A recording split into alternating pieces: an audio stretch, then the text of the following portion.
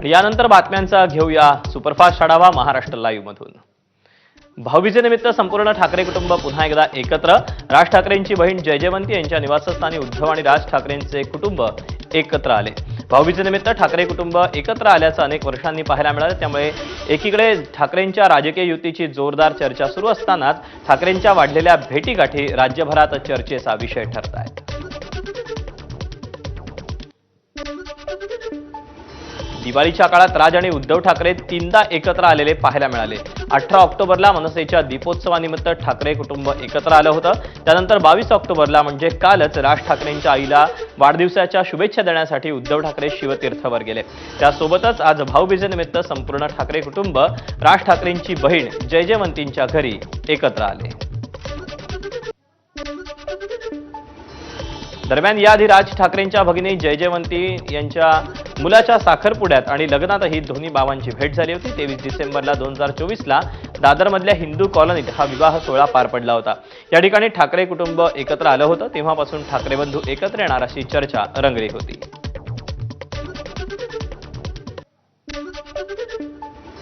भाजप आमदार चित्रा वाघ यांनी भाऊबीज साजरी केली। दरवर्षीप्रमाणे यंदाही चित्रा वाघ यांनी प्रसाद लाड यांच्या घरी जाऊन भाऊबीज साजरी केली। आमचं नातं रक्ताच्या पलीकडचं आहे। वेगवेगळ्या पक्षात असतानाही आमच्या नात्यात खंड पडला नाही अशी प्रतिक्रिया यावेळेला चित्रा वाघ यांनी दिली। खूप छान वाटतंय। मी तर येतानाच म्हटलं आमच्या नात्याला कोणाची दृष्ट लागू नये। आमचं नातं तर रक्ताच्या पलीकडचं नातं आहे की आम्ही राजकारणामध्ये असूनही आमची जी भावनिक जे आहे आमचं नातं जे आहे ते आम्ही जपलंय आणि आम्ही ते वाढवलंय याचा मनापासूनचा आनंद आहे। काँग्रेसच्या माजी आमदार यशोमती ठाकूर यांनी भाऊबीज साजरी केली। अमरावतीचे खासदार बळवंत वानखेडे यांना ओवाळून यशोमती ठाकूर यांनी भाऊबीज साजरी केली।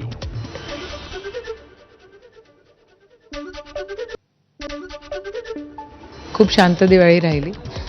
मी तर एकही फटाका फोडला नाही, फोडायची इच्छा झाली नाही आणि असा दिवाळीत फटाके फोडायचे नाही हा प्रण घेतलेला आहे। एक तर शेतकरी खरंच बेहाल आहे। आपल्यामध्ये आपण मस्ती करतो, एक दुसऱ्याला भेट मागतो, घेतो, पण गावामध्ये ते पण नाही आहे। बळीराजा सुखावो अशीच प्रार्थना आहे। दिल्लीला आज जाणार आहेत म्हणून मी लवकर आलो आणि आमची भाऊबीज साजरी केली आम्ही। ताईनंच मला एवढं गिफ्ट दिलं की आज एक संसदेत खासदार म्हणून लोकांचा आवाज म्हणून मला त्यांनी संसदेत पाठवलं आणि खरं ताईची त्यात खूप मेहनत आहे, ताईचं सगळं आहे। बहीण भावाच्या नात्याचं प्रतीक असलेला भाऊबीजेचा सण भाजप आमदार प्रवीण दरेकर यांनी आपल्या बहिणींसोबत साजरा केला। यावेळी औक्षण करून बहिणींनी दरेकरांना ओवाळलं।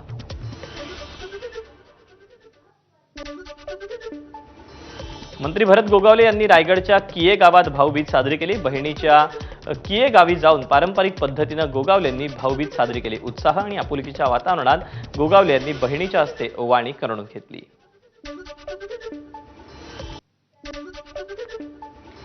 आपल्या बहिणीसोबतच मंत्री भरत गोगावलेंनी मतदारसंघातील आदिवासी बहिणींसोबतही भाऊबीजेचा सण साजरा केला।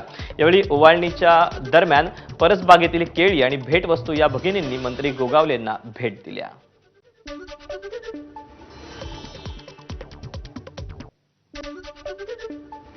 कोल्हापूरच्या कागलमध्ये मंत्री हसन मुश्रीफ यांनी लाडक्या बहिणींसोबत भाऊबीज साजरी केली। त्यानंतर हजारो माता भगिनींनी पंचाआरतीनं लाडक्या भाऊरायाचं औक्षण केलं। दरम्यान हसन मुश्रीफ यांनी पूजेच्या ताटासह पणती आणि साहित्याची लाडक्या बहिणींना भेट दिली।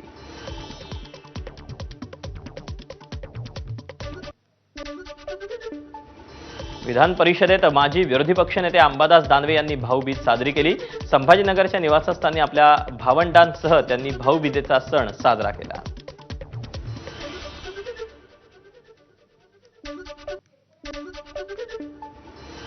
केंद्रीय राज्यमंत्री मुरलीधर मोहोळ यांनी बहीण सुरेखा शिंदे यांच्या घरी जाऊन भाऊबीज साजरी केली।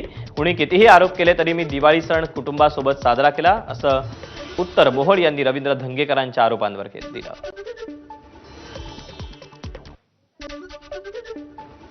राजापूरचे शिंदेंच्या शिवसेनेचे आमदार किरण सामंत यांनी लांज्यातील जानकीबाई तेंडुलकर महिला आश्रमात भाऊबीज साजरी केली। यावेळी सामंतांनी महिला आश्रमातील सर्व बहिणींना भाऊबीजेच्या शुभेच्छा देत मिठाईचं वाटप केलं आणि त्यांच्या आरोग्यासाठी आणि सुखासाठी आशीर्वाद घेतले। यानंतर सर्व महिलांनी आमदार सामंत यांची आपल्या भावाप्रमाणे ओवाळणी केली। यावेळी भावनिक वातावरण निर्माण झालं होतं।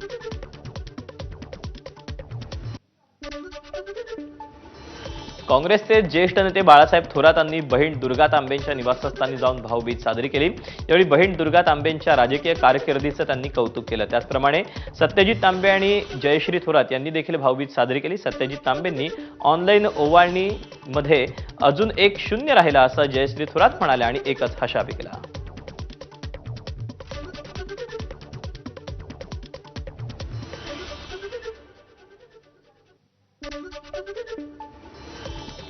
माजी मंत्री अनिल पाटील यांनी जळगावच्या अमळनेरमधील निवासस्थानी भाऊबीज साजरी केली। शिंदखेड्यातील आपल्या मोठ्या बहिणीसोबत त्यांनी भाऊबीज साजरी केली, तसंच आपल्या बहिणीचा आशीर्वादही घेतला। माढ्याचे खासदार धैर्यशील मोहिते पाटील यांनी अकलूजमधील घरी भाऊबीज साजरी केली। चुलत बहीण स्वरूपा राणी मोहिते पाटील यांनी खासदार धैर्यशील मोहिते पाटील यांना ओवाळून भाऊबीज साजरी केली।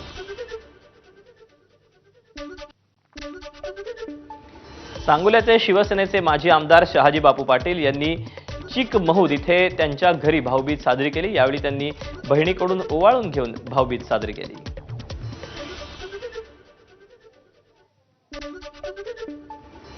गेल्या काही दिवसांपासून गोपीनाथ मुंडेंचे राजकीय वारसदार कोण यावरून सातत्यानं चर्चा सुरू आहे। बीडमध्ये झालेल्या ओबीसींच्या महाएल्गार सभेत मंत्री छगन भुजबळ यांनी दिवंगत नेते गोपीनाथ मुंडे यांचे राजकीय वारसदार हे धनंजय मुंडेच असल्याचं विधान केलं होतं। या विधानामुळे आता राजकीय वर्तुळात चर्चांना उधाण आलं। दरम्यान अनेक वर्षांनंतर पुन्हा एकत्र आलेल्या मुंडे भाऊ बहिणींमध्ये मिठाचा खडा टाकू नका असा सल्ला प्रकाश महाजन यांनी मंत्री छगन भुजबळांना दिला। पंकजा मुंडेंना जनतेनं गोपीनाथ मुंडेंचा वारसदार केल्याचं प्रकाश महाजन यांनी म्हटलं। आमचा धनंजय त्या दिवशी म्हणाला, त्या काय नाव तटकरे, मला काहीतरी काम द्या, मला कोणीतरी सांगितलं धनंजय असं म्हणाल। मी धनंजयला म्हणालो, अरे बाकीचं तर काम मी तुला देऊ शकत नाही, पण हे गोरगरीब लाखो लोक आशेनं बघतायत, गोपीनाथराव मुंड्यांचे तुम्ही वारसदार, हे काम तुम्ही घ्या। गोपीनाथरावचा वारस म्हणून लोक तिच्याकडे पाहतात आणि तुम्ही तिथं बीडमधून हे वक्तव्य करता। आज बहिणी भावाचं सख्य खूप चांगली गोष्ट आहे। ते सख्य यावत चंद्र दिवो करू राहावं असं माझं मत। बहीण भाऊ एकत्र असले पाहिजे। तुम्हाला याच्यात मिठाचा खडा टाकायचा आहे। दरम्यान या प्रकरणावरून मनोज जरांगेंनी छगन भुजबळांचा समाचार घेतला। छगन भुजबळांनी संस्कारहीन वागू नये, तसंच मुंडे कुटुंबाला हिणवायचा आहे का असा सवाल जरांगेंनी भुजबळांना केला।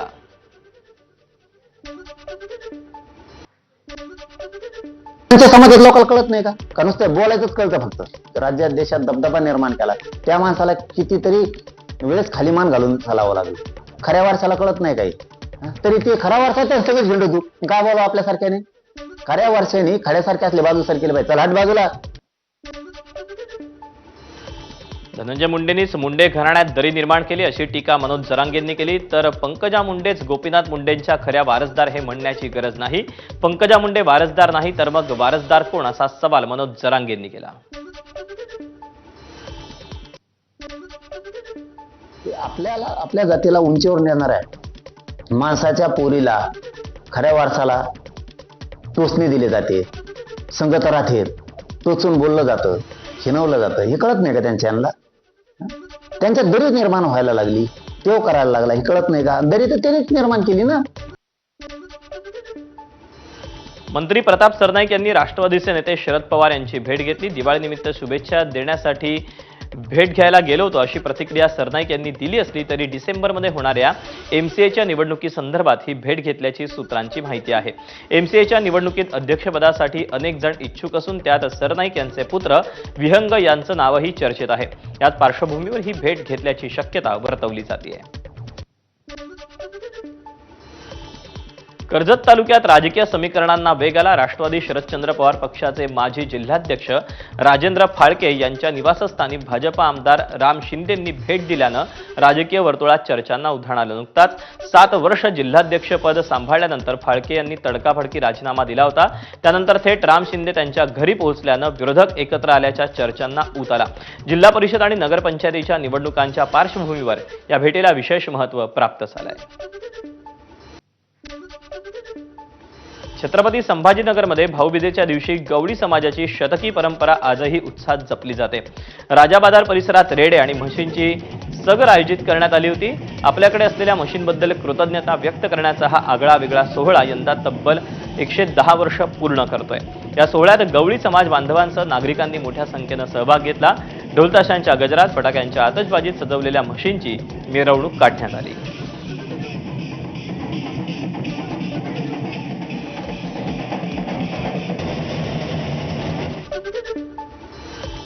सीना नदीला आलेल्या महापुरामुळे दारफळ गावातील अनेकांचे संसार उद्ध्वस्त झाले. आज भाऊबीजेचा सण मात्र महापुरात घर कोसळल्यानं एका छोट्याशा पत्र्यांच्या घरात भाऊबीज साजरी करायची वेळ एका बहिणीवर आली. महापुरात संपूर्ण घर, दुकान, पैसा सगळं वाहून गेलं. आता जगायला तात्पुरतं पत्र्याचं शेड उभं केलं, मात्र शासनाकडून अजूनही 1 रुपयाची मदत नसल्याचं सांगताना सविता कुंभार यांच्या डोळ्यात अश्रू दाटले.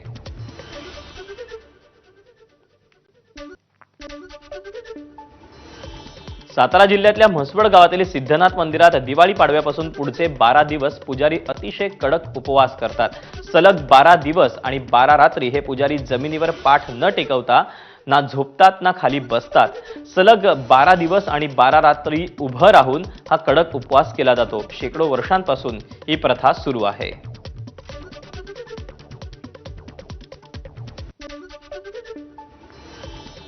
मुंबईत गेल्या 2 दिवसांपासून दिवाळीनिमित्त फटाक्यांची जोरदार आतिषबाजी सुरू आहे आणि याचा फटका मुंबईच्या हवेला बसला. प्रदूषण पातळीत कमालीची वाढ झाली आहे. हवेचा दर्जा खालावला. यामुळे मुंबईतली पहाट ही धुरकटलेली दिसत होती. एवढंच नाही तर या प्रदूषणामुळे अनेकांना खोकल्याचा आणि सर्दीचा त्रासही सुरू झाला आहे. महाविकास आघाडीला मनसेचं इंजिन लागण्याची चर्चा असताना मुंबईत काँग्रेसनं स्वबळाची तयारी दर्शवली. यानंतर आता संजय राऊतांनी भूमिका स्पष्ट केली. काँग्रेसच्या हायकमांड सोबत चर्चा करणार असल्याचं संजय राऊत यांनी सांगितलं. तर मुंबईचा महापौर मराठी होण्याला प्राधान्य दिल्याचं संजय राऊत यांनी म्हटलं. दरम्यान राऊतांच्या वक्तव्यावर नवनाथ बन यांनी निशाणा साधला. काँग्रेस दिल्लीमध्ये सर्वात मोठा राष्ट्रीय पक्ष आहेच ना. त्याच्यामुळे आमचं मन फार मोठं आहे आणि आम्हाला राहुल गांधी यांनाच प्रधानमंत्री करायचं आहे. मुंबईच्या महापौराचं काय घेऊन बसले ते महाशय? तुम्ही मुंबईचे काय 27 महानगरपालिकांचे महापौर काँग्रेसचे करा, काही अडचण नाही. भारतीय जनता पक्षाला रोखणं, जे पैशाचं राजकारण सुरू आहे, भ्रष्ट राजकारण सुरू आहे, त्याच्यासमोर आव्हान उभं करणं आपले ऐक्याचं, ही आमची भूमिका आहे. महापौर मराठी होणं, मराठी मातीतला होणं, याला आम्ही प्राधान्य देतो. संजय राऊत, तुमचा पक्ष म्हणजे काँग्रेसची बेनामी शाखा आहे, त्यामुळं तुम्हीच मराठी माणसाचे कैवारी आहात. या आविर्भावामध्ये राहू नका. गेल्या काही दिवसांपासून दाढ्या कुरवाळण्याचं काम तुम्ही करताय, त्यामुळे इथला मराठी माणूस मुंबई महापालिकेवर भगवा फडकवेल, तो महायुतीचा फडकवेल, हे लक्षात ठेवा. आणि यानंतर एक महत्त्वाची बातमी हाती आली. आगामी काळात येणाऱ्या स्थानिक स्वराज्य संस्थांच्या निवडणुकीमध्ये रायगड जिल्ह्यात रस्सीखेच सुरू असून महायुतीतील अंतर्गत वाद पुन्हा एकदा चव्हाट्यावर आला. समान जागा वाटपाचा महायुतीतील फॉर्म्युला ठरला असताना जर का कोणी 2 पावलं मागे येत नसेल तर एकला चलोरेच्या भूमिकेत आम्ही राहू, असा इशारा मंत्री भरत गोगावलेंनी महायुतीतीलच राष्ट्रवादी काँग्रेस पक्षाचे प्रदेशाध्यक्ष आणि खासदार सुनील तटकरे यांना नाव न घेता दिला. जागा वाटपाचा तिढा सुटला नाही तर आम्ही कोणाच्याही मागे लागणार नाही. महायुतीचा धर्म निभवायचा असेल तर प्रत्येकानं आपली पावलं मागे सरकवणं गरजेचं आहे, तरच युती होईल. अन्यथा आम्ही एकला चलोरेच्या भूमिकेत राहू, असा इशारा गोगावले यांनी दिला. आम्ही काय कोणाच्या पाठीमागे लागणार नाही. आम्हीचं पण तेच संभव आहे. 59ची रेंज आहे जिल्हा परिषदची आणि त्या अनुषंगाने आम्ही गणितं केलेली होती. त्याचप्रमाणे काही नगरपालिका असतील, पंचायत समिती असतील, ह्याच्यामध्ये पण जर बसले तर गणितं होऊ शकतात आणि हरकत नाही आहे. असं काय नाही आहे. कोण कोणाच्या पाठीमागं लागावं जावं किंवा काय. जर खरोखरच महायुतीचा जर धर्म निभावायचा असेल तर एकमेकांनी 2 पावलं मागं सरकायला पाहिजे आणि ते होणार असेल तर काय होईल, अन्यथा एकला चलो. बिहार विधानसभा निवडणुकीत महाविकास आघाडीचा मुख्यमंत्री पदाचा चेहरा म्हणून तेजस्वी यादव यांच्या नावावर शिक्कामोर्तब झालं. अशोक गेहलोत यांनी संयुक्त पत्रकार परिषदेत याची घोषणा केली, तर उपमुख्यमंत्री पदासाठी मुकेश सहानी यांच्या नावाची घोषणा करण्यात आली.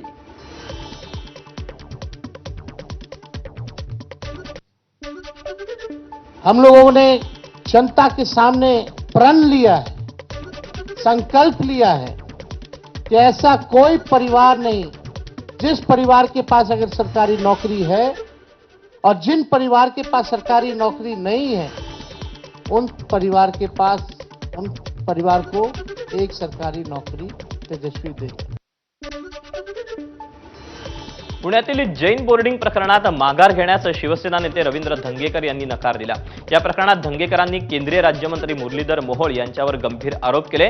मात्र आपल्यावर एकनाथ शिंदे कारवाई करणार नाहीत असा विश्वासही त्यांनी व्यक्त केला.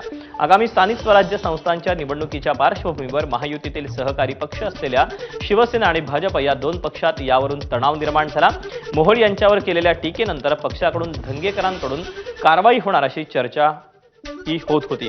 मात्र शिंदे कार्यकर्त्यांच्या पाठीशी उभे राहतात, त्यांना बळ देतात, काहीही किंमत मोजावी लागली तरी मी लढणार असं धंगेकर यांनी स्पष्ट केलं.